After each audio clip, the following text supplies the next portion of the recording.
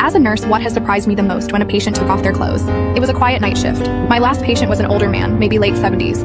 He joked a lot, called me kid, and said he hadn't been to a hospital since the 80s. When I helped him change into the gown, he paused, looked down, and mumbled, "Sorry if this is awkward." I said, "It's not."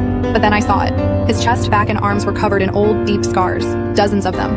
I asked if he'd been in a bad accident. He shook his head. Worse, my father.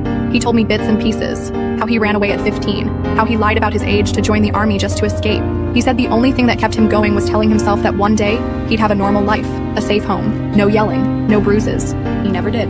No wife, no kids, just a tiny apartment and a cat named Lucy. Before I left the room, I asked if he needed anything. He smiled and said, "No, just thanks for seeing me." Most people don't. I stood in the hallway after and cried. Not because he was dying, but because no one had ever made sure he'd lived.